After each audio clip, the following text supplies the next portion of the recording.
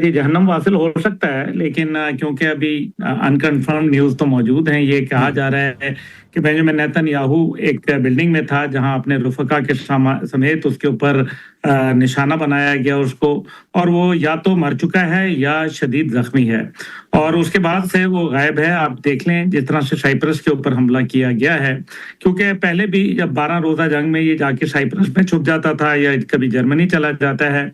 ये वो आदमी है जो हमेशा अपनी कौम को तन्हा छोड़ के जाता है, यही उनकी बहादुरी का वाज़े नजर आ रहा है। अब ये जंग तो अमेरिका ऑलरेडी उसके हाथ से निकल चुकी है, बिकॉज जितना भी इनिशिएटिव है वो तो ईरान के पास चला गया है। और इस टाइम पे जिस तरीके से पहली दफा मेरे ख्याल में देखने में आ रहा है कि अमेरिका के अंदर ओपिनियन इंतहा से ज्यादा डिवाइडेड है। 21% लोग इस जंग के हक में हैं और बाकी लोग इस टाइम पे लान तान कर रहे हैं। अक्सर लोग एप्स्टीन फाइल के हवाले से बात करते नजर आते हैं, वो पीडोफाइल्स के हवाले से बात करते नजर आते हैं, और डोनाल्ड ट्रंप को ये कहा जा रहा है कि उनके पास कोई प्लान ही नहीं था। और ये बात भी बड़ी वाज़ेह है। इस टाइम पे डिप्लोमेटिक आइसोलेशन का भी शिकार है अमेरिका। जो अरब ममालिक उसको बहुत इज्जत दे रहे थे, आज वो अरब ममालिक उनसे काफी दूर जाने पे मजबूर हो चुके हैं, क्योंकि जिस मकसद के लिए इनको हायर किया गया था, इनकी सर्विसेज और इनको अड्डे दे के अपनी सॉवरेनिटी के ऊपर उन्होंने कॉम्प्रोमाइज करवाया, अपनी आज़ादी खुद मुख्तारी हर चीज दाव पे लगा दी, अपना पैसा दाव पे लगा दिया, और आज ये लगता है कि वो अपने सिफारत खानों को भी बचाने में नाकाम है। ये वो तमाम बातें हैं जो एक अमेरिकन ऑरा को एक बहुत बड़ा सवालिया निशान छोड़ के जा रहे हैं। अब जो नजर ये आ रहा है कि ऐसी सूरत हाल के अंदर अगर ये कुछ अर्सा और चला तो आप देख लें कि नेटो के अंदर, यूनाइटेड नेशन के अंदर दूर दूर तक इनकी मदद की बात नहीं हो रही। दूसरी जानिब ईरान को न्यूक्लियर पावर के तौर पर एक बड़ा चाइना का बयान बड़ा अहम आया जब ईरान के अंदर एक जल्जला आया 4.3 का अभी 2 दिन कबल। तो उसी दिन ईरान का ये बयान आना कि चाइना के पुरअमन न्यूक्लियर प्रोग्राम को हम कबूल करते हैं। ये बात बड़ी एक अहम है, एक खास पैराए में की गई, और इसकी ये बात भी मेरे ख्याल में इसके अंदर गो के IAEA इसके मुखालफत कर रही है। लेकिन मैं ये समझता हूं कि जब डोनाल्ड ट्रंप ने खुद ही कहा था कि वो 1 हफ्ते की दूरी के ऊपर है न्यूक्लियर बॉम्ब बनाने से, तो अगर 1 हफ्ते की दूरी, तो फिर ये जंग तो आज देखें 6ठे रोज दाखिल हो चुकी है, और 6ठे रोज के अंदर अमेरिका को दूर दूर तक कामयाबी नसीब नहीं हो रही।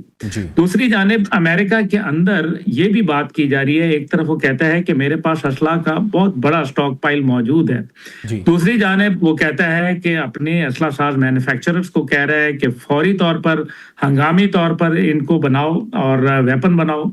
अब यूक्रेन से मांगा जा रहा है असलहा सर।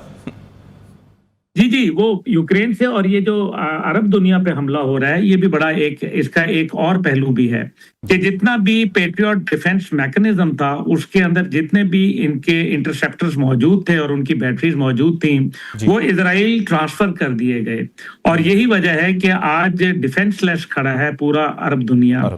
ये बातें जो चंद हैं, और खास तौर पे जब मार्को रूबियो बात करता है बड़ा ही सेल्फिश अंदाज के अंदर, कहता है कि मैंने 9000 लोगों का इनखला कराया और अमेरिकन जितने भी हैं उनको निकाल रहे हैं हम। अब इसके अंदर 2 सिनेरियोज बनते हैं। एक तो यह है कि वो सिर्फ अमेरिकन के लिए परवाह करते हैं and they dam care about other Nations. दूसरी बात यह है कि अब वो एक डेस्परेशन में जा रहे हैं, और डेस्परेट आदमी जब होता है, और खासतौर पर वो ताकत में भी हो और उसके पास बड़े खतरनाक हथियार भी मौजूद हों, तो वो इनका इस्तेमाल भी कर सकता है। लेकिन मुझे ऐसा महसूस हो रहा है कि उससे क्योंकि जंग फैल जाएगी, और इसको तीसरी आलमी जंग तो पहले ही आपको पता है रूसी जो वजारत खारजा है इसको बात कर चुकी है। लेकिन इसके अंदर एक पहलू जो इसको ये हम देख रहे हैं कि कहीं अमेरिकन ये चाहते हैं कि किसी सूरत कोई करारदाद आ जाए, कोई और चीज आ जाए जिससे ये जंग कम से कम टल जाए। लेकिन ईरान नहीं चाहता कि ये जंग फौरी खत्म हो जाए, और उसकी वजह यह है कि इस टाइम पे रेजिस्टेंस का और एंटी अमेरिकनिज्म का सिंबल बनकर ईरान खड़ा हुआ है।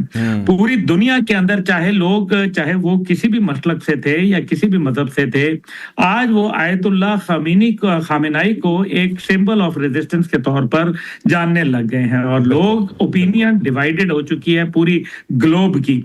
ये वो तमाम बातें हैं जो इनको स्ट्रेटेजिकली अमेरिका को और पॉलिटिकली और डिप्लोमेटिकली आइसोलेशन की तरफ लेके जा रही हैं, और इससे मामलात डोनाल्ड ट्रंप की इम्पीचमेंट तक जा सकते हैं, क्योंकि डोनाल्ड ट्रंप एक इंतहाई गैर मकबूल है, और हमें यह भी पता है कि डीप स्टेट उनको पसंद नहीं करती। याद होगा आपको एडवर्ड स्नोडन की जो बातें आई थी और कहा था कि इसके अंदर रशियंस ने उनकी हेल्प की है पिछले इलेक्शन के अंदर, और उनका मुआवजा भी होने लगा था, तो फिर वो मामला उस टाइम पे तो टल गया था। लेकिन अब्राहम लिंकन किधर है, और साथ ही साथ वो जितनी जोश और जज्बे से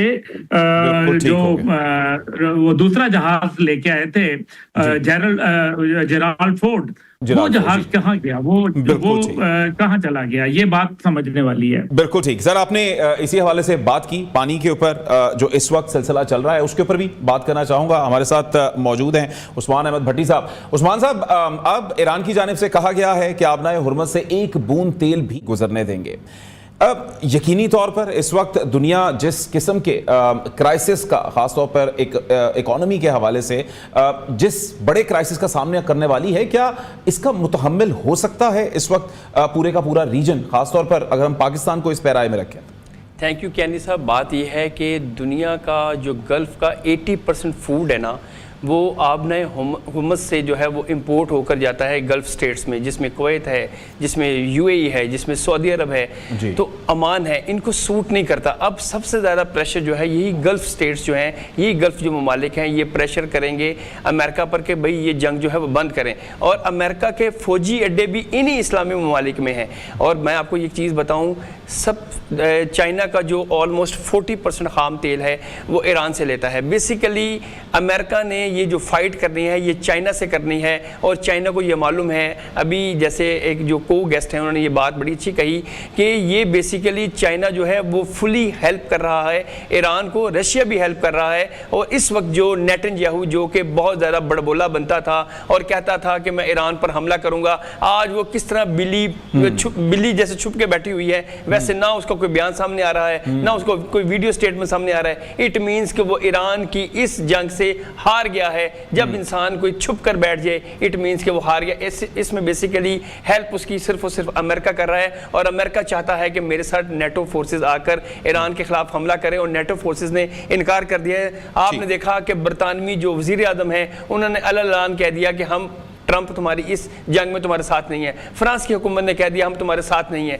तो डोनाल्ड ट्रंप इस वक्त बहुत तन्हाई का शिकार है। और मैं आपको बताऊं कि डोनाल्ड ट्रंप एक तरफ तो बात करता था कि मैं दुनिया में अमन का प्याम्बर हूं, आप देखें कि वो किस तरह जलील हो रहा है कि वो कहता था मुझे नोबेल प्राइज मिले, पीस मिले, इनाम मिले, नोबेल पीस के लिए मुझे इनाम दिया जाए, मगर उसको अब ये फिक्र है कि मैं इस जंग को कैसे बंद करवाऊं। असल में डोनाल्ड ट्रंप चारों तरफ से जकड़ चुका है। और अभी जो हमारी पहली को गेस्ट थी उन्होंने ये बताया कि इंडिया जो है वो अब मेन प्लेयर के तौर पर इजराइल के साथ मिलकर जो है वो जंग लड़ेगा। मैं आपको बताऊं, इंडिया में इतनी ताकत नहीं है। इंडिया ने देख लिया है कि जब पहले पाकिस्तान के खिलाफ जंग लड़ी तो इजराइल ने अपने ड्रोन्स इंडिया की हेल्प के लिए पाकिस्तान के खिलाफ दिए, और पाकिस्तान ने वो जंग जो है वो खिरा दी।